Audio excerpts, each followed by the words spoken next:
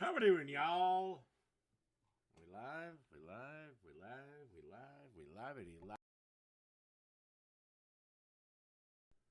All right, we're livety live, livety live, like Obama is blackity black.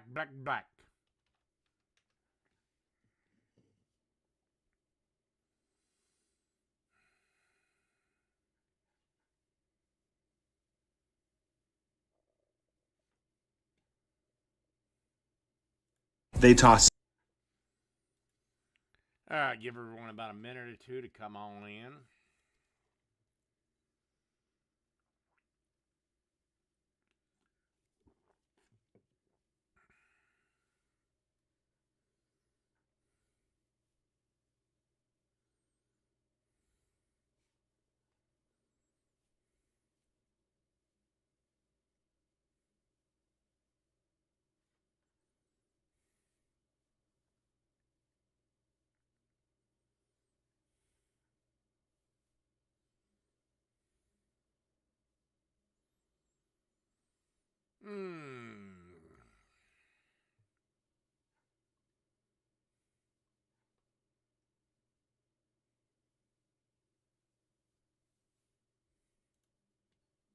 Here at Renewal by Anderson, we're homeowners too. We've been working very hard. I just noticed this oddly.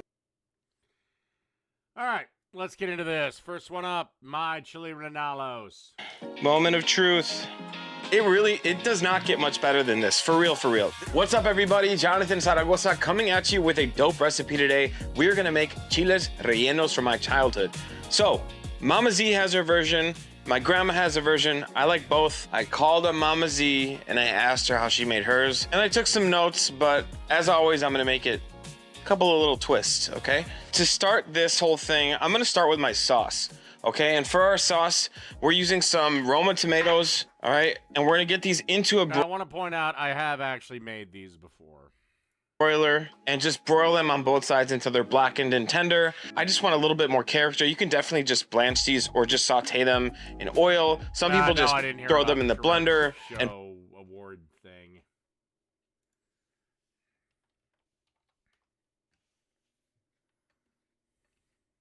puree them raw with the onion, garlic, and then cook that a little bit. But again, I'm putting a little spin on it. Stay with me here. We're gonna have a nice time, okay? So these are gonna go into a preheated broiler until they're blackened and tender on both sides. I'm thinking about 30 minutes based on my broiler capacity, but it'll change for you. All right, so while the tomatoes are broiling, I'm just going to take the opportunity and get my sauce working. It's one of the things that takes the longest time. So for our sauce, I have a little bit of neutral oil. I have some cloves of garlic here still in their peels. I have some fresh oregano, and then I have some chile de árbol here, some bay leaves, and that's our sauce. Oh, I almost forgot. We have some chicken stock too. Chicken stock's great, okay? That's what we're using for our sauce. All right, so for our onion, I'm just gonna look for a small dice on this one. Okay, we don't have to be perfect with it again. We're just doing like a little saucy sauce. Make sure it's nice and uniform. There it is. Little onion pile. And that might seem like a lot of onion for people, but I like onion. I don't know I always just use my chopper for that. Get to the chopper! what to tell you.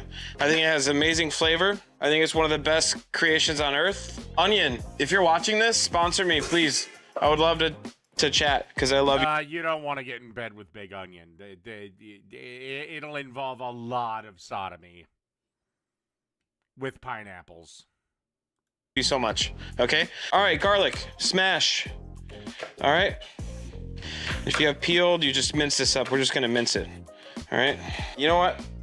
I'm gonna get Mama Z on the call again. FaceTime Mom. Hi. Hi, Nick. I'm making my broth for the recaudo? the recaudo. Yeah. This is what I wanted to tell you. I'm thickening my sauce with a tortilla.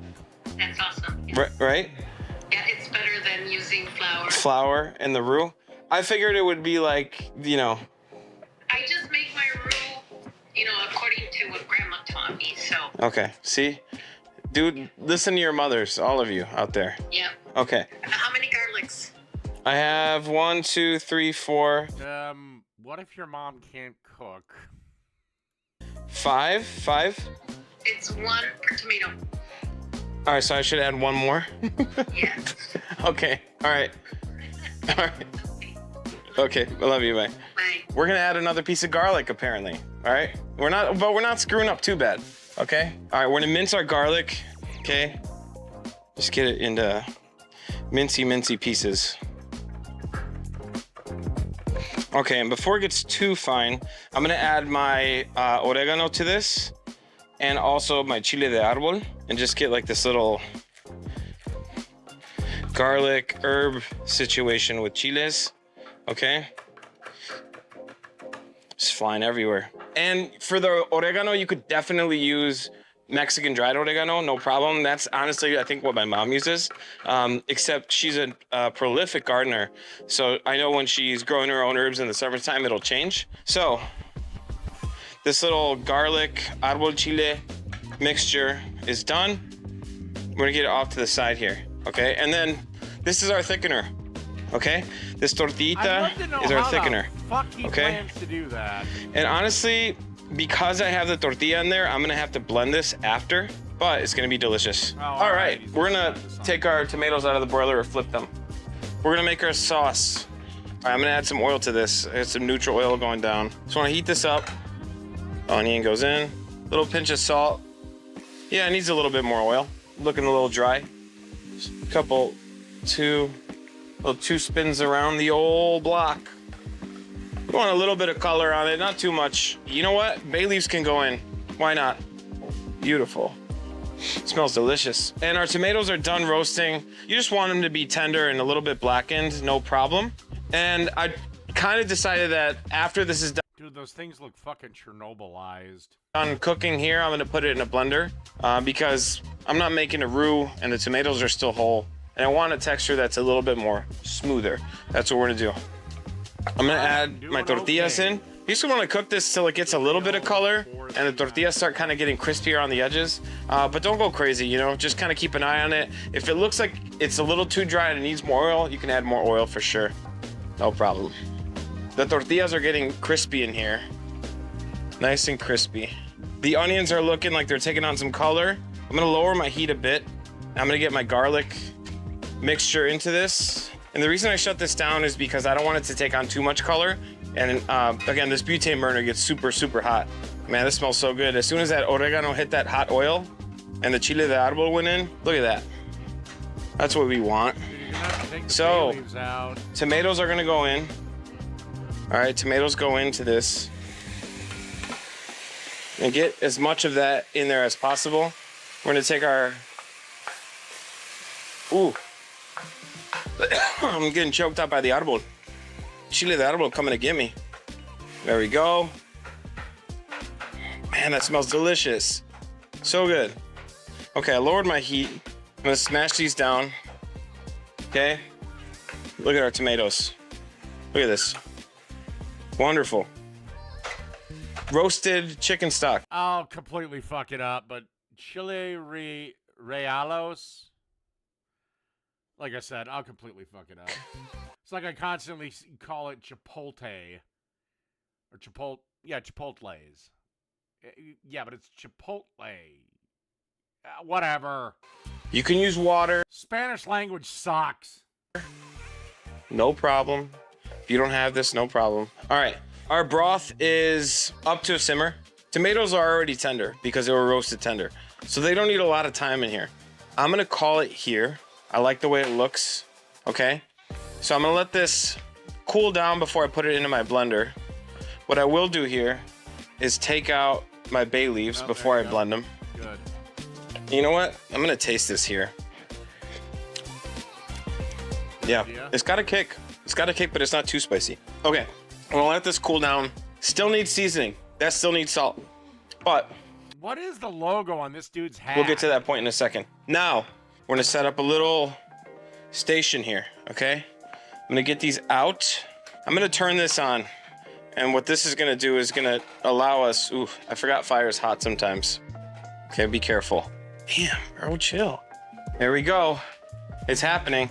Now you can blister these by deep frying them, broiling them, You could take a torch to them, but I don't really like the torch. There's something about it being over direct flame that I really like. You can definitely grill these as well. I put them into direct coals and blistered them that. I usually do the way he's doing. I'll just do it over the direct flame.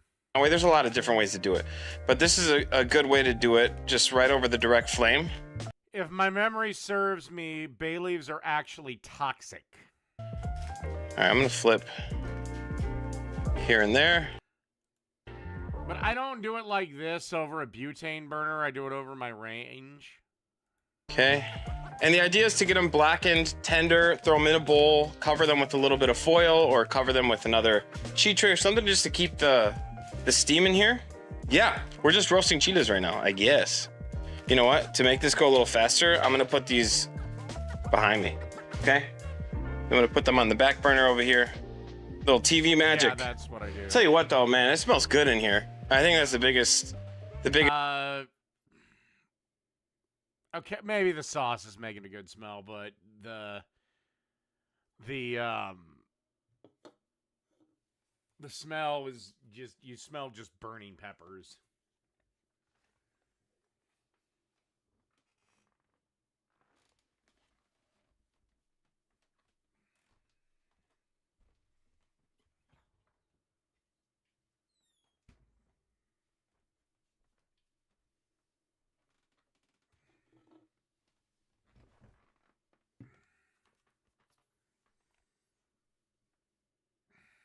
Thing, you know, is if it's smelling good in your kitchen, things are probably going all right. Look at this. This one looks dope. That looks dope. All right. And as these are being done, I'm going to just put a little bit of piece of foil on them. You can like fold it up and just keep a little pocket open so you can throw them in there. Look at this. That's looking great. All right. In you go, little buddy. Look at this. Textbook. So now we're just gonna let these sit until they steam out, and we'll peel them and stuff them at this point. While our tomato sauce is cooling and the chiles are steaming, we're gonna take the opportunity to grate our cheeses. And I like using fresh grated cheeses for anything really. If you're using the pre-shredded stuff, they have what's called anti-caking agents, and they just don't melt the same. So yeah, and the anti-caking agent is like, oh God, like palm tree extract or some shit like that. I forget what it is. If you can and have it's not bad for you, but yeah, it melts kind of funky. Ability, you know, grating your own cheese fresh is always like preferred, but again, don't go crazy for it. It really does make a difference. So, but again, I mentioned earlier, chiles rellenos, you could stuff them with anything, you know, picadillo or like a ground beef mixture or ground anything mixture. Definitely experiment with cheeses, different cheeses. You could do mushrooms in there if you wanted to. Potatoes is one of my favorites, like doing a guisado with chorizo and potato. Love that one. Okay, so I have a mix of Chihuahua cheese here. We gotta make sure it's not poisoned. We'll find out. Okay, and some manchego. This is a sheep's milk cheese. Ooh, it's so good. So nutty. Hello. You want to play with me? Sure. You want me to help you with your groceries? Am I grating too much cheese? It's always like a question I ask myself. You know, but cheese is like bacon, you know? If the recipe calls for a pound of bacon, you know you're gonna need like 2, because people are snackers, man. They'll be snacking on your cheese, on your mies. They'll eat your mies. Okay, so I like grating like on a piece of parchment so you can like mix this up. Oops, I dropped some on the floor. Don't worry about that one. Delicious. Okay. And it's easier cleanup. See, look. Easy, all right? Am I gonna fold this? How are we gonna do it? What am I doing? All right, we're gonna get this off to the side. Okay, wipe our cutting board a little bit. And then we're gonna start processing our sauce. Okay, so our broth is cooked here. We have our tomatoes and all that mixture here. All I'm gonna do is get this into a blender. Could I do it in one fell swoop? Am I gonna... Okay, I'm gonna put this down as a stopper. That fucking wide, you should be able to do it. That doesn't splash all over me. We did it, I think. All right, now we did it. Cool, that looks great. Just gonna scrape out as much as I can from this guy here. All the bits and bobs. Okay, in it goes. And for real, we're just gonna put this back in this pot, so I'm just gonna leave it there. Now, let's blend this up. All right. Don't worry about that. We're professionals. This is a closed course. I know what I'm doing sometimes. All right. Blend this up a little bit.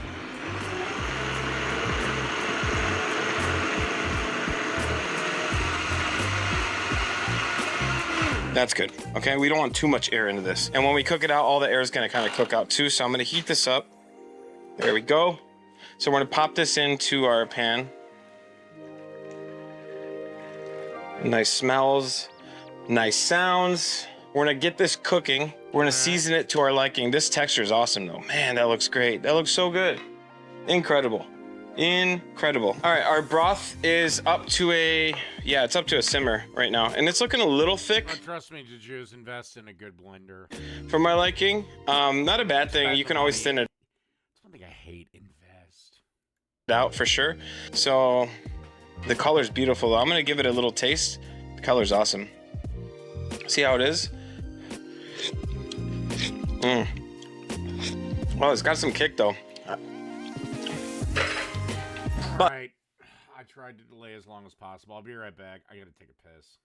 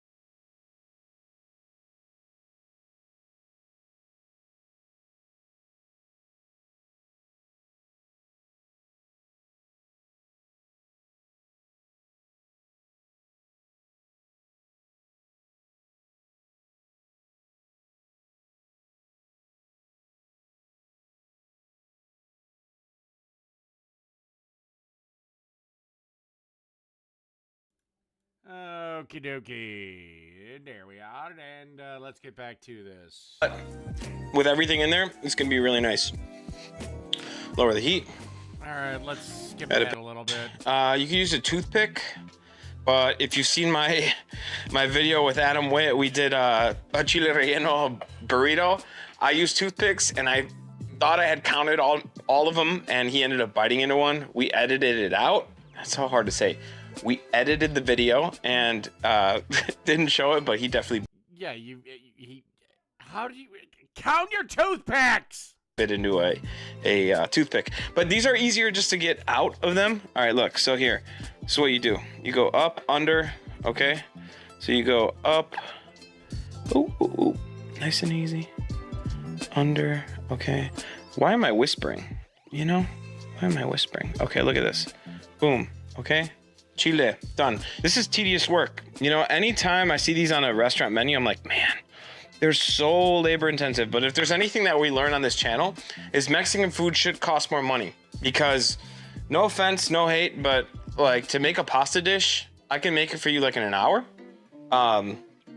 You know, fresh pasta and all that stuff, sauce. Oh, okay, fresh. I was gonna say, what the fuck? How does fresh pasta take?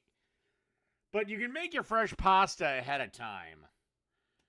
I suppose you could make the chili rellenos ahead of time. Maybe, within reason. But a tortilla takes like 2 days to make. And, you know, people complain about tacos. What? You're charging $4.50 for a taco? It's like, How in the hell do tortillas take 2 days to make? bro, if I only told you. I mean, okay, well, my counter to that is pizza should be more expensive because dough takes 3 days. you how long it took, the ingredients, costs, all this stuff, organic, all this stuff. Guys, good food costs money, okay? Look at this. There we go. This one I might put a little bit more cheese. Hi, I'm Brett. And I'm Jonathan. This is Darla. Más quesito. There we go. Look at this. Okay. Oh man, that manchego smells so good. We're just gonna take this. Goes in. Goes in.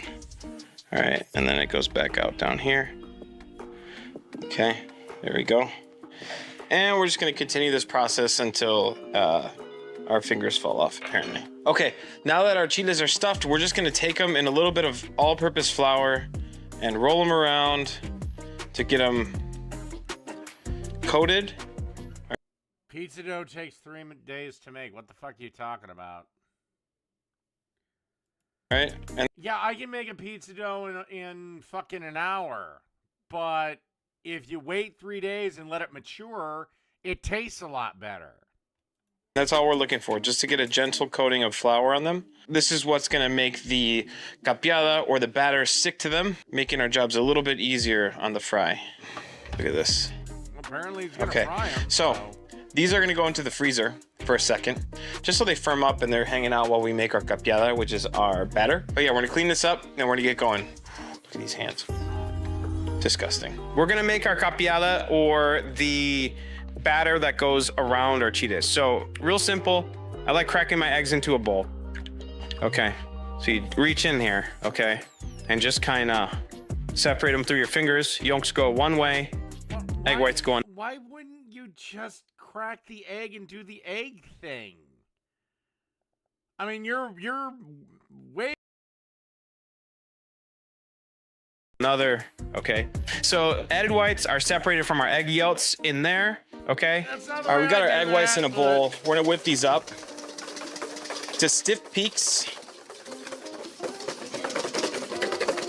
Oh yeah, Chiles Rellenos is a pain in the ass. I can't remember. Somebody requested it on some live chat.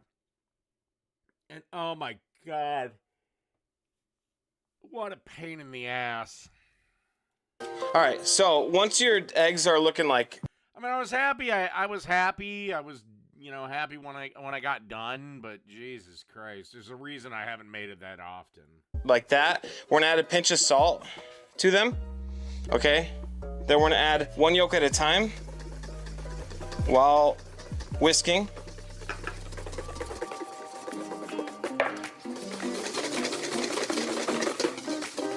Looks good.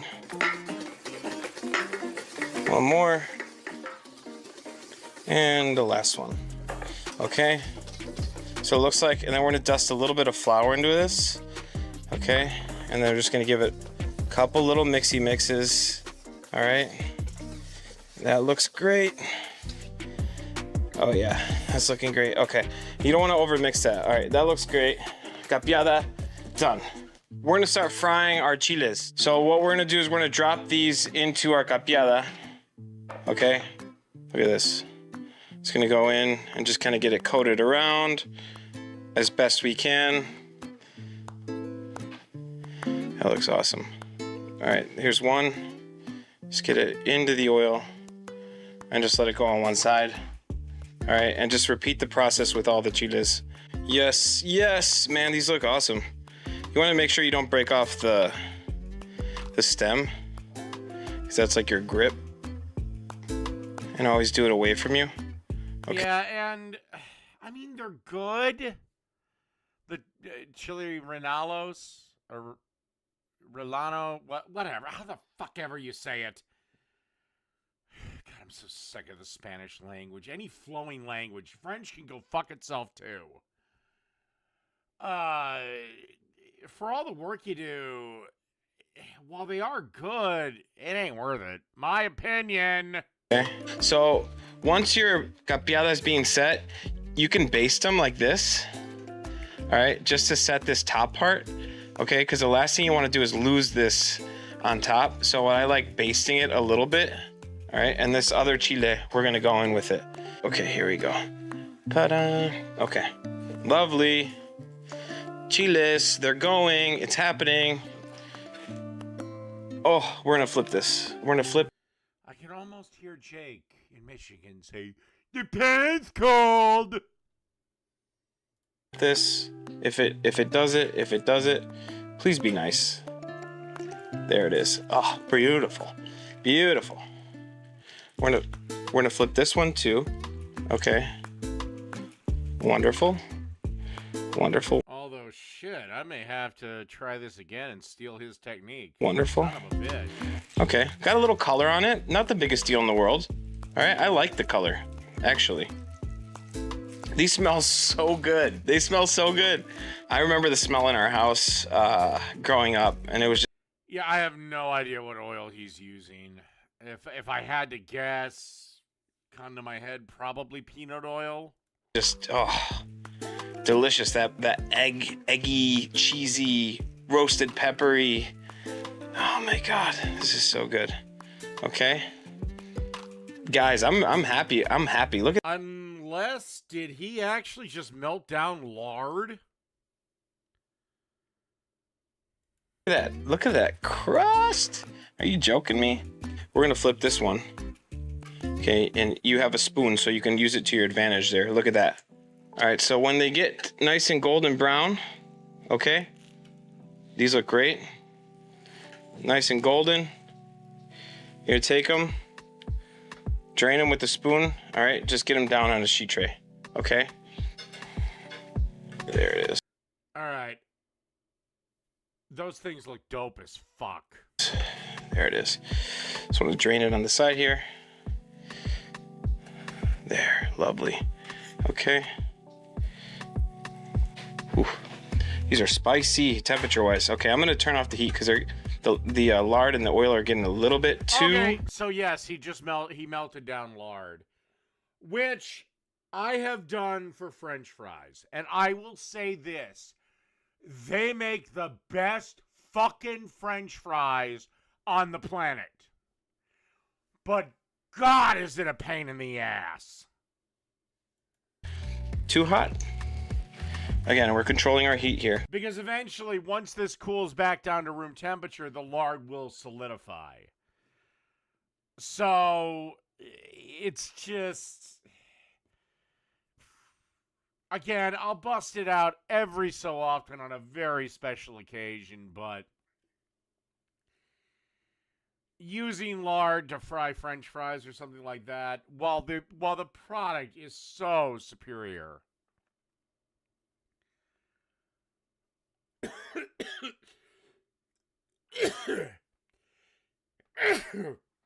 It is a massive pain in the ass. Okay. And this is our last chile that we gotta fry. Did he get enough batter? Oh, we're gonna get it. Positive thoughts yield positive results, is what I've been told. But I'm not sure. We're gonna go for it though. And if you want, you can just take your batter. Okay, make sure not to fry your fingers. Do not fry your fingers, okay? That is not on the menu. Dude, look at these guys. Look at these hefty boys. The Labrador Retriever and the Golden Retriever look similar, but eat and process energy differently. That's why Royal Canin... Are you joking me? Are you kidding me? Here we go. Flipski. It does not get much better than this. For real, for real. This is so dope, man. I'm like happy because it's childhood. And this is what cooking does, bro. It brings back good memories, hopefully. But yeah, that's why I love cooking. It's just like childhood right there, back, time traveled. I'm there. So dope. All right, here we go. Moment of truth. We're gonna shut this off. Drain this off. Look at that color, lovely. On the sheet tray, done. We'll be right back, all right, after this commercial break, okay? So at this point, you can put these in the oven, obviously not in a paper towel, to continue heating up and crisping. That's ideal, honestly. I love that texture, but we're just gonna go straight in. So the sauce that we made is here. Okay, don't forget, we have our skewers in here. So what you wanna do is you wanna just take it You can like see some of them. Yeah, most of them are poking out. And you just kind of take your finger and then like you'll see which side is, you know, like the seam side. Look, boom, 1 and done. I could see all of them pretty much. 2, done. So yeah, this like honestly, these skewers, this size skewer, maybe a little longer would be helpful. Some people don't use like the skewers or the toothpicks, and to them I say, you know, my hats off. You know, let me know what school of magic you go to, because you're a magician, dude. Or do that. Yum. It's got like a spicy thing going on. Okay, we're dropping these in. All right. They're all going in. I don't know how my mom did so many. You know, we were 6 growing up. It's like, you figure each person has at least two, because they're that good, for sure. But, you know, this is like one of those things like tamales where you want to have like a whole group helping you make them. That's a good way to do it, for sure. But yeah, we're just going to let these simmer. Guys, I don't know, maybe poblano peppers are super cheap where you grow up, but Jesus Christ, here in Minnesota, they're one of the more expensive things. I hate when people do this on cooking shows, like, oh, I wish you could smell this. I really wish you could smell this. I'm all right. I'm one of them now. Okay. I really wish you could smell this, because this is so freaking delicious. That beautiful, like, I don't think I've ever made that fucking joke. Oh, I wish you could smell this. Well, obviously you can't. eggy, crispy flavor of the capiada and the tomato in arbol sal. Well, in a professional kitchen, lard would make a lot more sense because you could reheat it, you could filter it, you could do all this other shit. Using it in the home setting, it's one and done, and it just sucks. And I'm not going to keep a dedicated pot of, like, frozen, refrigerated, or whatever lard just for shits and giggles. Is incredible. It tastes so good, garlicky, tomatoey. I don't care. I'm not gonna reuse it. Sorry. Sorry, not sorry. Actually, sorry, I don't give a fuck. Herby. In the recipe, I'll let you know, arbol chiles are optional. If you like spice, use them. If you don't, be careful. Okay? But we're gonna... Oh, yeah, the amount of time he's dipping this shit, shouldn't this just be a dipping sauce? Because you're ruining the crispy. I'm gonna just simmer these until, I would say, until the capiada, like... Once again, can cook better than you, can cook better than your boyfriend, Jake. Softens and kind of melds one with the sauce. Oh my gosh, they smell so good. Anyway, we're gonna simmer these for a little bit. Yeah, I don't know. We're vibing. He just ruined the crispiness. We're vibing. All right, so I'm gonna shut our chiles off. They've been simmering for about 20 minutes. You can do this as long as you'd like, but I'm just letting you know mine were simmering for 20 minutes, and we're gonna start plating out. So we're gonna take this beautiful broth or salsa, whatever you want to call it. You can see how thickened it is. That's the vibe. And then we're gonna go in with a chile. All right. Oh my gosh. Now. Okay, now it's back to being soggy as fuck.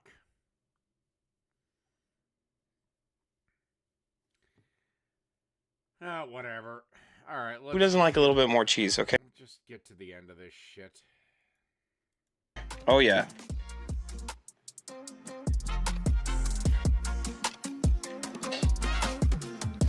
The choice of cheeses.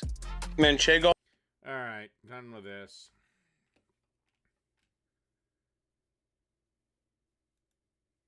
Oh, now let's do this from Devour Power. 6 balls of beef on the grill, aggressively smash them down, hit them with salt and pepper, they caramelize some onions, they flip each smashed beef patty, top them with American cheese, stack 2, slide them onto a potato bun with pickles, and do the same with another 2 patties, top them with caramelized onions, their OG sauce, those top buns, and they casually smash down both burgers on the grill, give one of them a flip, stack it with 2 patties, a fried mozzarella square, more OG sauce, and on goes the other double smash burger. The fuck is this monstrosity? This is the aggressive Devour Smash from Buns and Shakes in New Brunswick, New Jersey. I mean, look at that cross-section. It's I'm sorry, that just looks gross to me. like a lasagna in smash burger form, and we are all about it.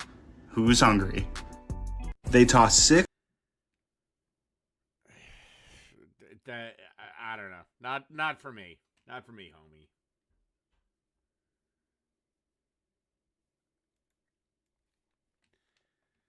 All right, now we're going to do this from Devour Power TV, the Stuffed Meat Lovers Pizza. New York City Devour list, packed with mozzarella, meatball, sausage, pizza sauce, a healthy amount of pepperoni, Parmesan cheese, and more.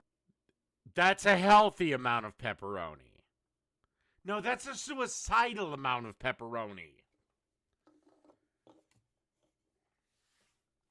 Kurt Cobain wasn't that suicidal.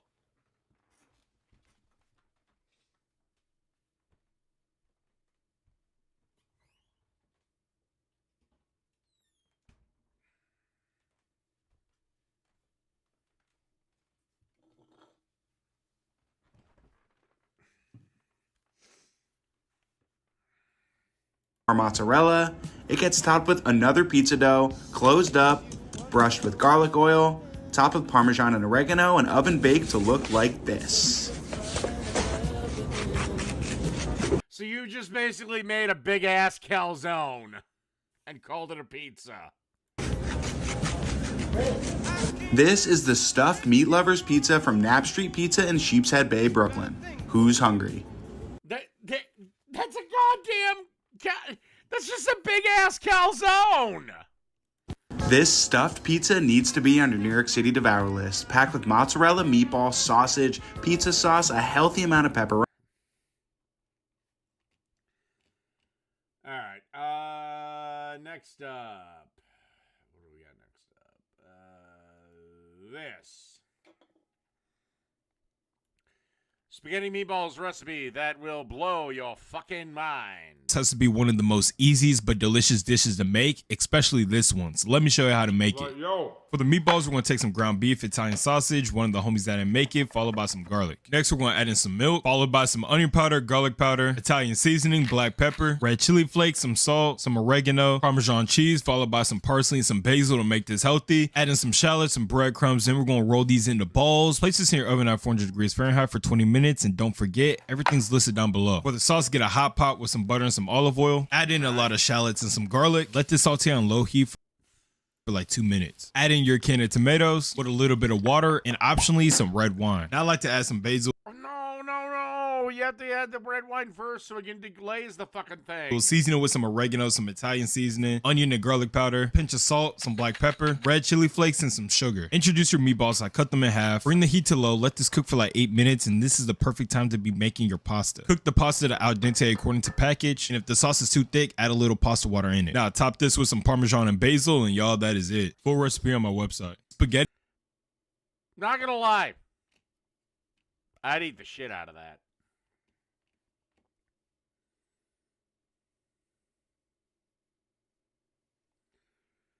All right, next up we have the most famous burger in the fucking world.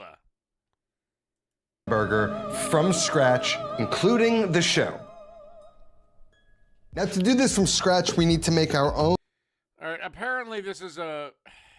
Hold on, I suppose I should... 10 intimate tables, thick slabs of prime rib, and the most famous burger in the world. And it's not just a burger, it's an experience. So beautiful.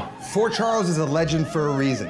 The hardest table to get in town. Luckily, my friend has a running reservation, so I've eaten there a number of times and I think I've cracked the code.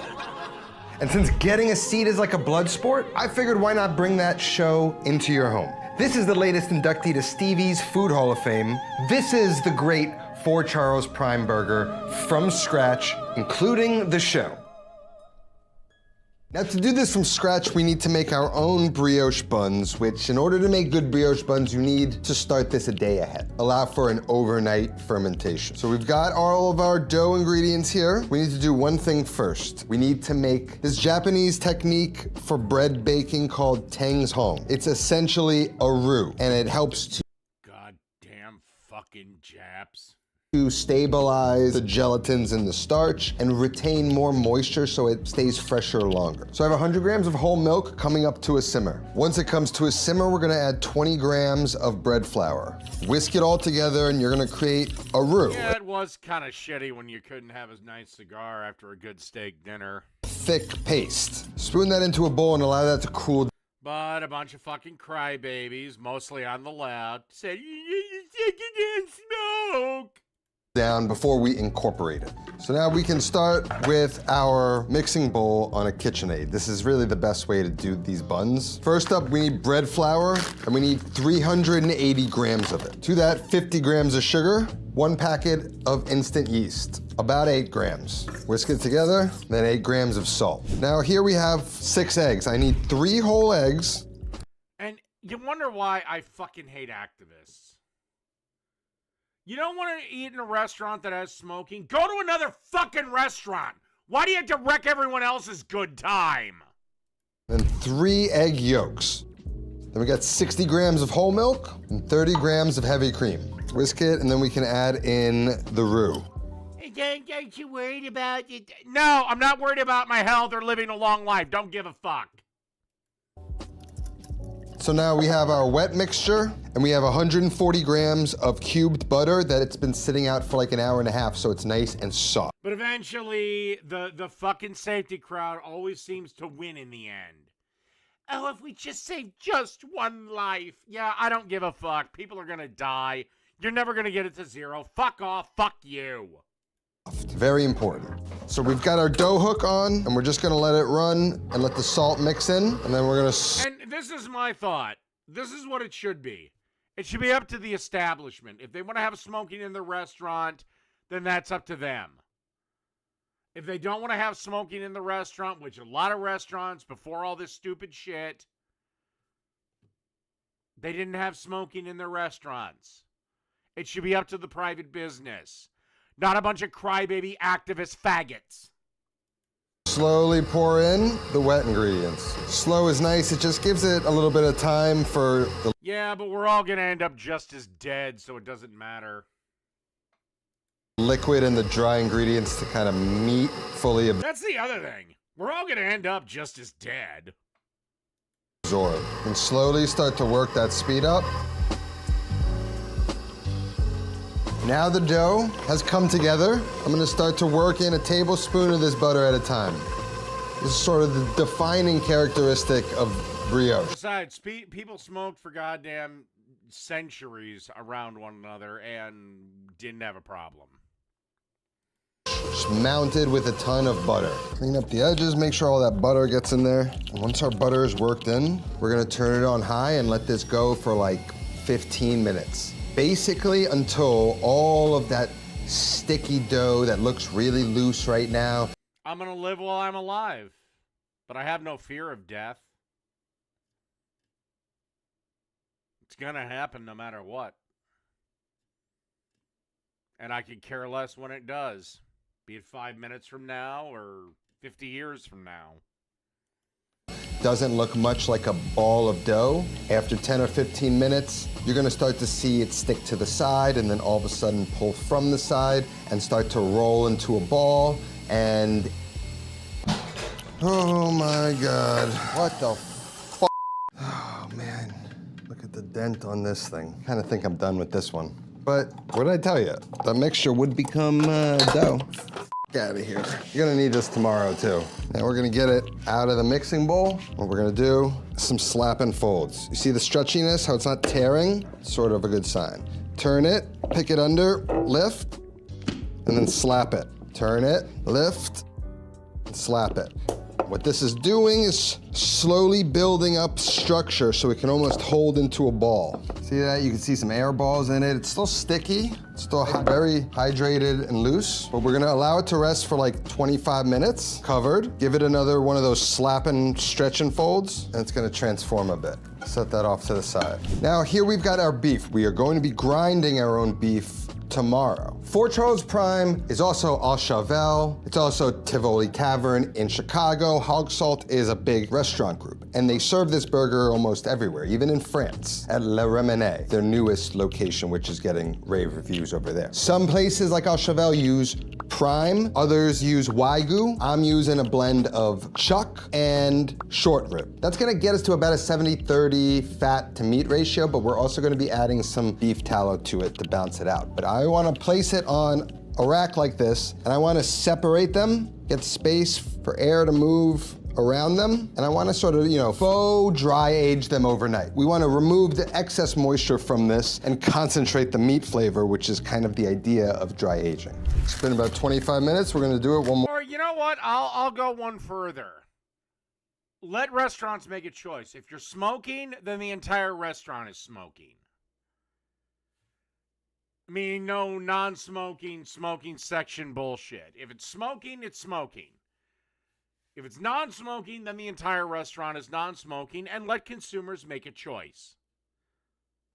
Okay? I'm sorry that if you're sensitive to smoke and you can't eat in a restaurant, well, tough titty for you. More time. Grease my hands a little bit, dig under, pick it up. See that stretch? That's what you want. Now we're gonna take all of that structure and stretch and build it into a ball, becoming less sticky over time as we do this, and just kind of like folding it onto itself builds up the body in the dough. Now you see how it's kind of holding in there more? It's more of a ball. Now we need to bulk ferment it and let it sit out at room temperature and rise for about an hour and a half until it's about doubled in size. The Chevy Equinox is more than an SUV. It's your tour guide and your boxing ring. It's your dugout. Now we're going to move to the slow overnight cold fermentation in the fridge. This is important. Yet I love these idiots that also love smokehouses. It's like you're going to a barbecue restaurant and you're worried about smoke. It helps build the structure, it helps the flavor and the texture. So into the fridge overnight. Now before we get started, we need to preheat our— Well then, the workers can get another fucking job. Nobody forces anyone, except in socialism, to work a job they don't like. Get another job. Go to another restaurant. Our griddle for our— Literally, restaurants are always hiring because they accidentally hire people like me that'll be fired in 2 hours. burger. A good restaurant-style burger needs a nice hot griddle for that perfect sear. And I'm gonna be using the carbon steel griddle from our sponsor today, Made In. The Made In griddle brings restaurant-quality cooking right to your home. Heat safe up to 1200 degrees, so it can be used outdoors on grills, over an open flame, or indoors on a gas, electric, or induction cooktop. And for a recipe like this, the carbon steel griddle is essential to create that really hard crust that is iconic on a good burger. The griddle is pre-seasoned and naturally non-stick, ready to start using right out of the box without any chemicals or coatings. And just like cast iron, as you use and season your carbon steel griddle, it develops naturally a non-stick surface. And the shape actually maximizes the cooking space on top of your stove, enabling you to cook many different things without ever overcrowding the pan. So to get yourself one of the carbon steel griddles or any of Made In's amazing products, head on down to the description. That is something I've always been perplexed by. Why are people so afraid to die? It's gonna happen one way or another. Below. Now, after a night in the fridge, this is what it's gonna look like. Now from here, we're going to degas this, basically just punch it. Look at that. Gonna hit the board with some flour and turn the dough out onto the board. Got my scale, looking for about 85 to 90 gram dough balls. And then we're just gonna fold it on top of each other, just like a pizza dough. I wanna seal that bottom, use my hand and sort of create that tension in the ball. And then we want to flatten it out. And that's gonna turn into a beautiful brioche bun. And we're gonna place that on a sheet tray, weigh out the rest. You really don't want any seams or creases. What the hell are you calling? What the hell are you talking about? I've always called it the internet. Anywhere. Does it matter early, late? Why do you want to spend the last 20 years of your life as a decrepit old man that has to piss in a goddamn bag and shit in a bucket? and is confined to a wheelchair. I'd rather die than live that life. On the ball. We want it to look like that. And again, you can shape it in our hand. Just kind of taking it under and Honestly, I wouldn't use my seatbelt, but my stupid fucking car doesn't shut the fuck up until I use it. just turning it and pushing it back to create tension in it. I actually find balling dough to be quite fun, you know? Feel like you're in like a bakery. Or do you just like having balls in your hands? Now you can bake them like this, and they're gonna be just fine. If you're a little bit more anal about it and you want like a perfect shape, you can use one of these ring molds, and like essentially, you're just gonna place it over there and bake it in that, but as it proofs, it kind of shapes it a little bit. So we'll do one like that. We'll let the rest go free. The dough makes about 10 rolls. Now they're Eventually, Daggerish, everyone gets to that. Everyone, no exceptions. All right, I have to take my second bathroom break. I'll be right back.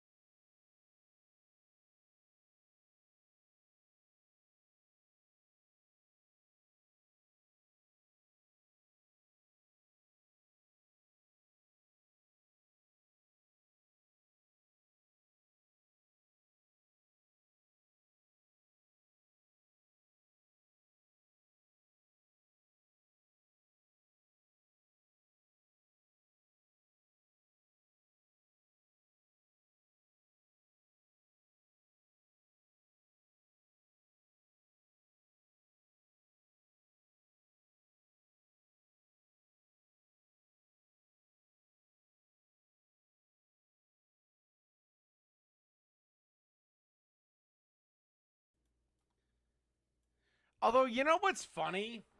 All the people that'll sit there and bitch and complain about somebody smoking a cigarette or smoking a cigar are this and want all these fucking smoke-free restaurants and blah, blah, blah, and lead the charge on that crap, secondhand smoke, yada, yada, yada. Yeah, they're the same people that suck down marijuana by the truckload. I don't give a damn if you're smoking tobacco or you're smoking goddamn Mary Jane. You're still putting smoke in your lungs. Hell, I've probably smoked a tree with the amount of smoke I've inhaled while smoking meat. They're gonna get covered again. And while we handle everything else in this recipe, they're going to proof one last time. Now onto our meat, and it's been overnight in the fridge, and you can see it's like deepened in color. That moisture is sort of dried out and evaporated. Doesn't mean it's dry inside, it just means the excess, the unnecessary moisture. You're still blowing smoke into your lungs, motherfucker. Has now kind of evaporated out, and that beef flavor is concentrated. Now we need to grind it. Everything's gotta be cold. We're gonna be adding some beef tallow. That's gonna be some added fat, so we're gonna end up around 70-30, and that's what makes a great restaurant burger. And when I say everything cold, I even mean the grinder. If you wanna weigh the beef fat, which I'm gonna use about like 1.5 to 2 ounces of, plus all the meat, you wanna arrive somewhere around 20 ounces total. That should give you around 4 5-ounce patties to make 2 burgers, or 4 singles. So, if you roll your own cigarettes, are they cool?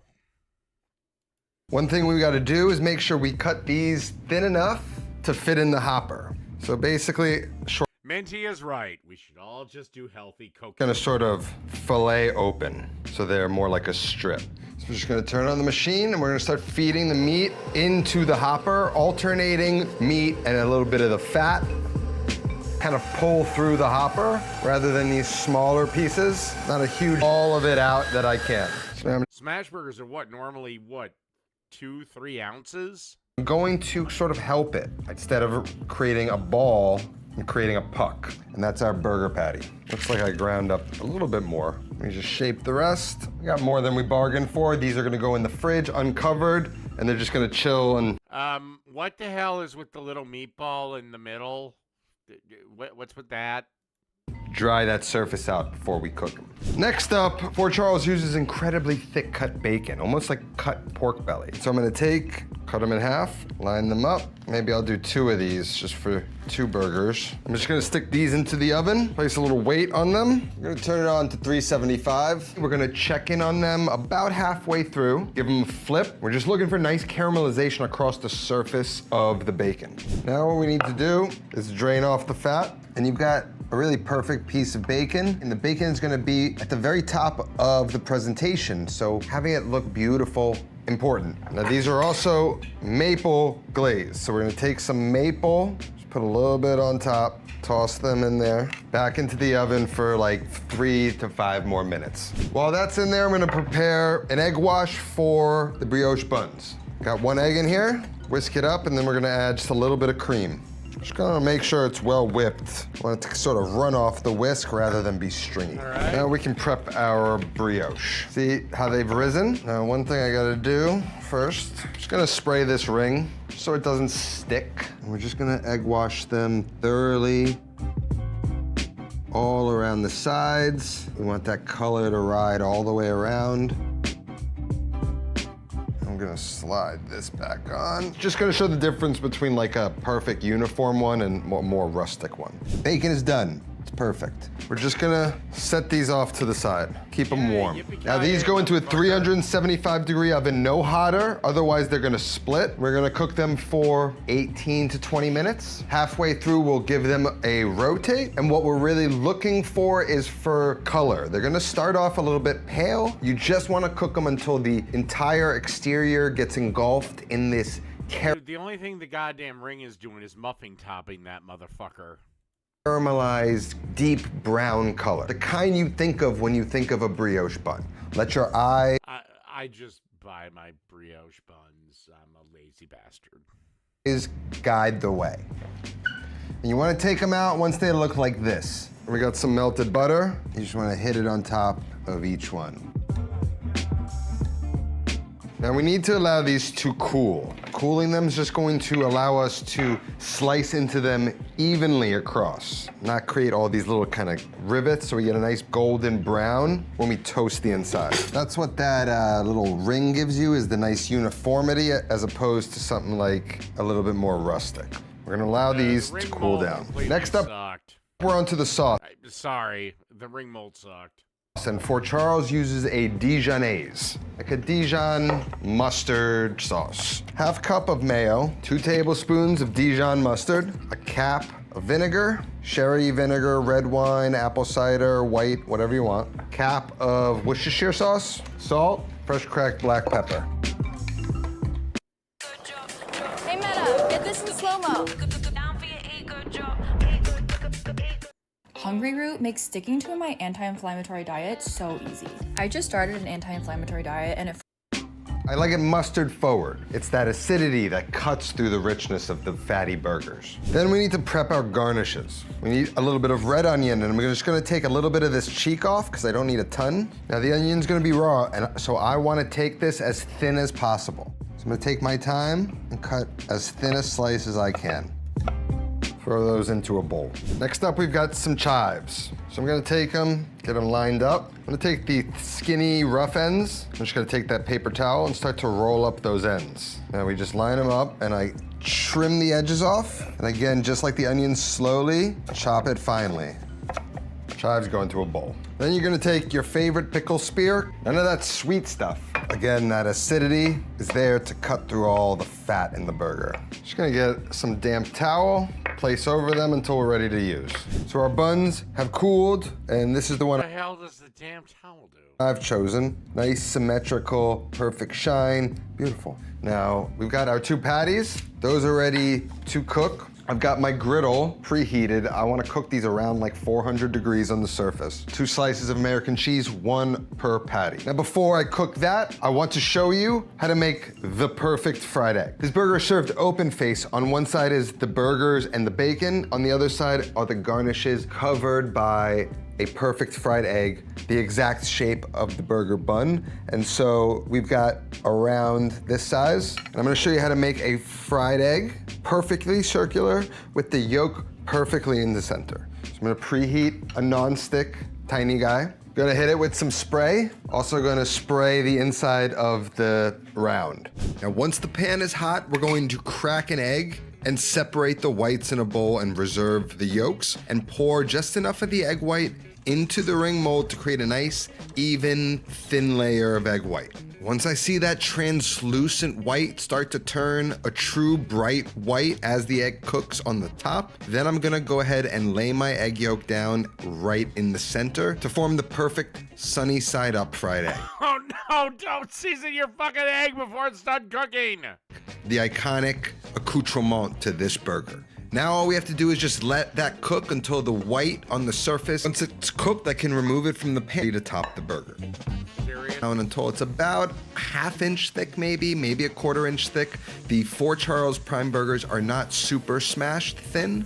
There's a little bit of meat to them, but they are of the smashed variety. You want to press down hard to make sure the surface makes nice contact with the pan, and then the parchment should easily remove, and we can repeat with the second patty. Once the burgers are smashed, we can go ahead and season them generously. At this point, they can take a good amount of salt.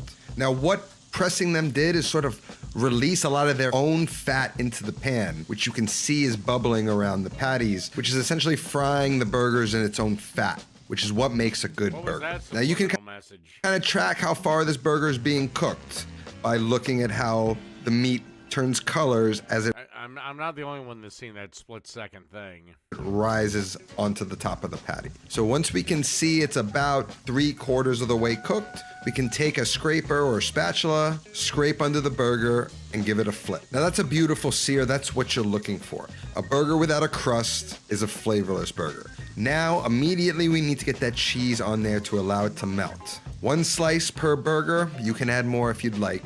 And then just a little squirt of water to allow it to steam. And once that cheese is nice and gooey, we can stack them and get them off the grill.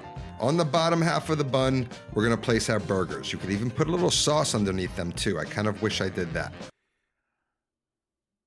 The bacon now has reached room temperature and should be fucking great. We're gonna hit the bacon with a little bit of black pepper, and then we're gonna place 2 perfectly uniform slices of bacon right on top of the patties. Now that's how the bottom bun is treated, onto the top.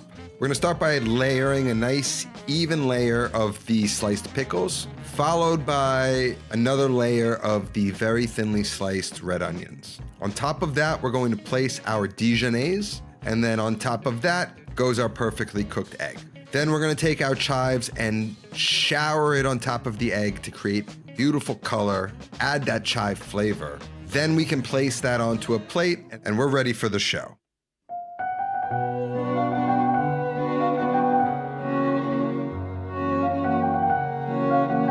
This is what you get presented at the table. Then they're gonna pick up the egg and sort of cling to it like that. Position the burger in the center, dangle it in front of you, jiggle that egg yolk, and then the egg yolk becomes part of the sauce. You take a knife and you sauce that bacon. So it's a glorified breakfast burger. Then you drape it over, press it down, cut it in half. Oh God, I hate it when restaurants do this. I don't want And there you have the burger 4 cut in Charles half. Prime burger. Fuck I mean, off. that's an incredibly beautiful, accurate interpretation of their incredible burger. Many of you may never even get to step into that restaurant, It's that hard to get into. And as it goes with the story of this series and inducting into the Hall. All right.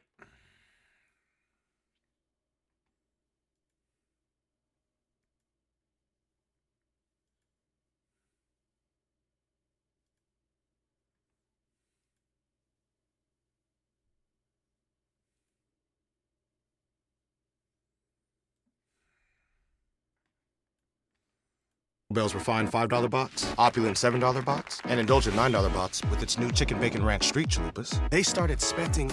Today we're gonna make a New York style Sicilian pizza with 3 meats. So it's gonna be like a meat lover's pizza. I like to use a Sicilian dough for this, the thickest dough, so thicker than a grandma pizza and then way thicker than a regular New York round pizza. And we're gonna use the dough that we made in the New York Sicilian episode.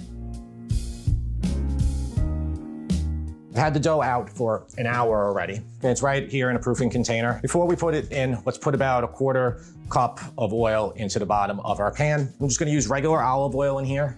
You don't need extra virgin. In fact, using extra virgin could potentially ruin your pizza. There's a reason why almost all these New York pizzerias are not using the extra virgin, and it's not just to save cost. So keep that in mind. You kind of want a neutral oil, and a lot of places, honestly, they're not even using olive oil. Sometimes they'll use canola oil or a mix, but I do recommend that you at least stick to olive oil. I'm gonna put it all around here, kind of get it on the sides a little bit. You could definitely use a lot of oil with these pizzas.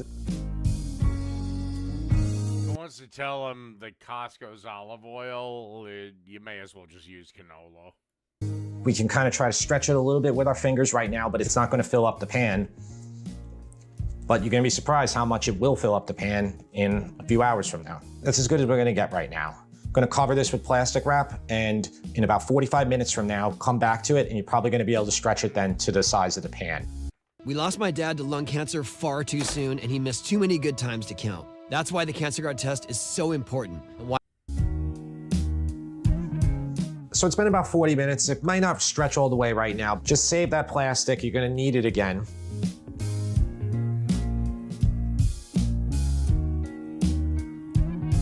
Just stretch it and press it all the way into the edges. A lot of pizzerias have a machine called a sheeter, and they run it through. These are our hands. This is our sheeter here. And it's close, but let's get it back on, and probably 30 more minutes. Just make sure you're covered completely. This one, Sclafani, and I know you guys have seen this a lot because it's in a lot of my videos now. These are crushed. They're great. They're sweet. We're not cooking the sauce or anything. We're just gonna use these tomatoes straight out of the can. I just add a little bit of salt to them. So that's all I'm gonna do with them right now. If you want, you can put a little oregano in the tomato. I tend to just put the oregano on top of the pizza. Y'all know my pizza sauce. And of course, feel free to use your favorite tomato. If you like San Marzano tomatoes, which are more expensive, use your favorite brand of San Marzano plum tomatoes. See how thick they are?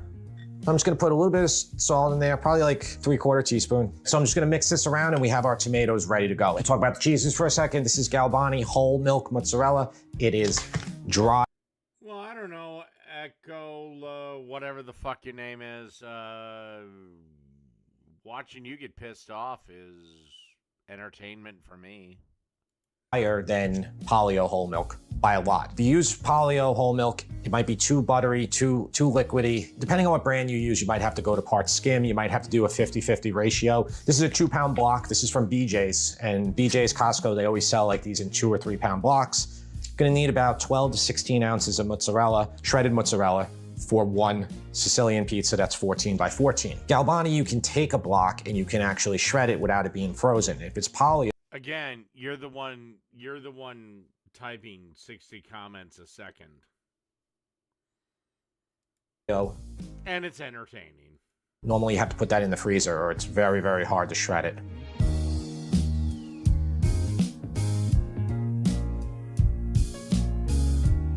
Since it's gonna be a few hours before we make our pizza, I'm just gonna cover this up with some plastic and just put it off to the side. Next thing we're gonna do is prep our meats. So I'm gonna do prosciutto, sausage, and I have ground sausage that's already cooked right here. This is like the expensive prosciutto. This is from Costco. They sell a two pack of this. The final ingredient, the trio of our meats, is gonna be the boar's head cupping pepperoni. And this is the pepperoni that we used for the full pepperoni grandma pizza.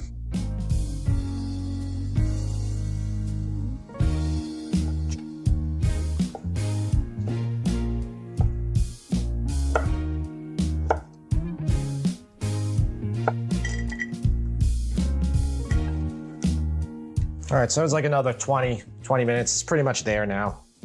So we're gonna put sauce on this, probably about 6-8 ounces of sauce. Very little bit of sauce. You can even use your hands to do this after you put it on, and just kind of keep it right off the edge, maybe like the last inch.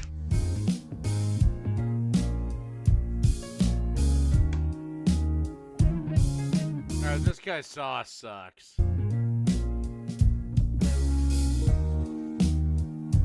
That's more than enough right there. So that's why you want to keep saving that plastic so you don't keep going through a bunch. Oh God, Iron Gullet is live streaming and he has more viewers than me. Oh heaven forfend, no. Bunch of pieces. A couple hours from now, I'm gonna par bake this. Sicilian is so thick that it's kind of better to par bake it. That's how a lot of pizzerias do it. You could turn your oven on now if you want, but if you don't want to leave it on, it doesn't really matter. Put this on top of the oven, just in a warm spot for... Well, I don't know.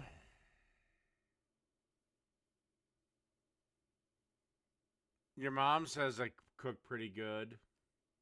Echo bar.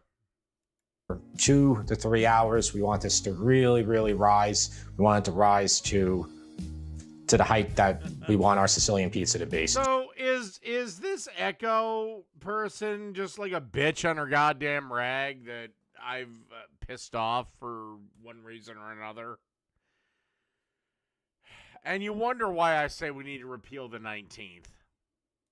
So leave it alone 2 or 3 hours and we'll be back at that point. So here it is, and it rose dramatically. You can see that. I don't care. Congratulations, Iron Gullet. Good for you. I don't fucking care.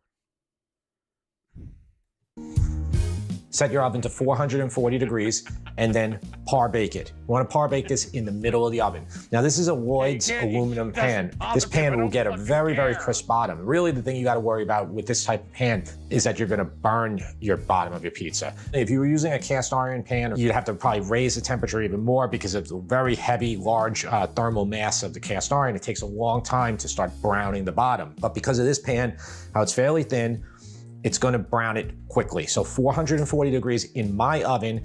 Well, keep sucking your master Jake's toes. In the middle. Iron Gullet. You might need to test this out. You might need to do 430. You might need to do 450. After 2 or 3 pies, you're going to get this perfect for your oven. I'm going to do 12 minutes right now.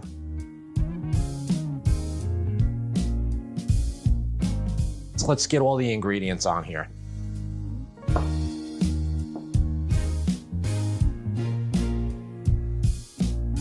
All right, so the next thing is the sauce. It's separated a little bit, so just mix it all together. Make sure it's nice and thick.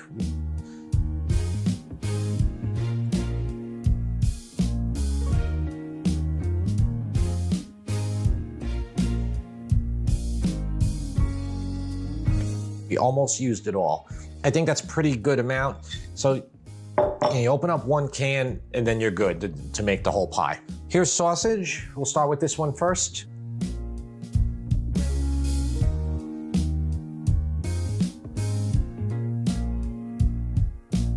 And all I did was I sauteed this in a pan with no olive oil or anything. The sausage has a lot of fat, pork fat, and then I actually even drained it. I don't want any more fat going on here. I don't want to make it, because the fat from the cheese and everything, it potentially can just bubble over. What's for dinner? What's for dinner? Not Stofers!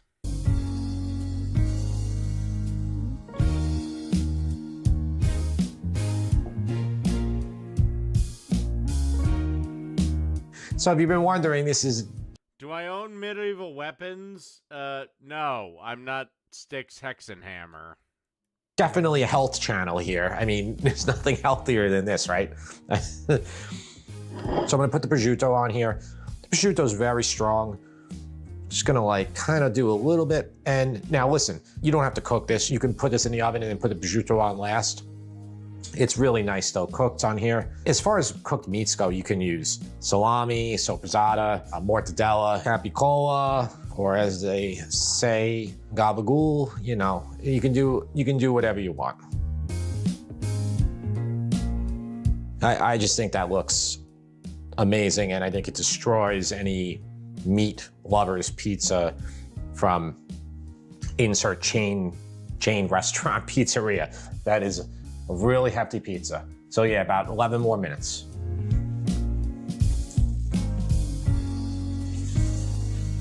It went in for about another 12 minutes, so probably it has about 23 minutes, maybe. I'm gonna sprinkle on some Pecorino Romano. Now, you don't wanna do this, you don't have to.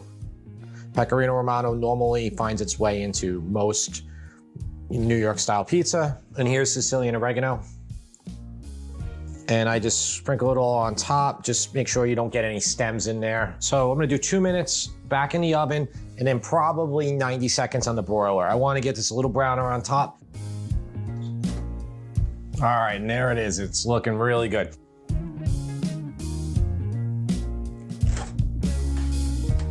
Talk is cheap. Let's see if I got a good bottom on that. Okay, now let me tell you, this pizza is heavy. We probably got 2 pounds of meat on here. We have 30 ounces of dough, the sauce, the cheese. We're talking like, this is like a 5-pound pizza here. And this is only a 14 by 14. By the way, if it is Iron Gullet's birthday, happy birthday. Welcome to the side of life. You've hit 30.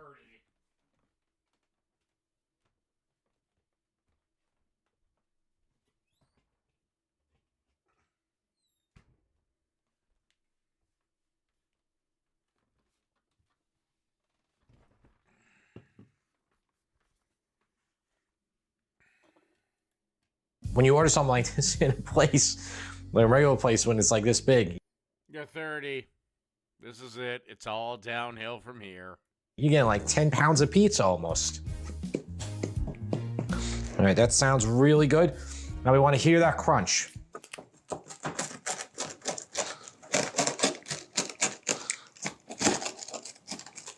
Oh yeah.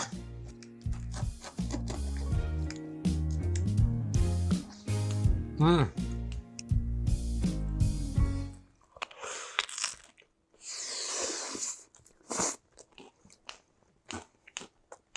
This one's a little bit more difficult than doing the regular New York Sicilian. There's a little bit more time involved. Probably the total cooking time here was probably more towards 30. We had. All right. And that's where I'm going to end the show. Good night, everybody.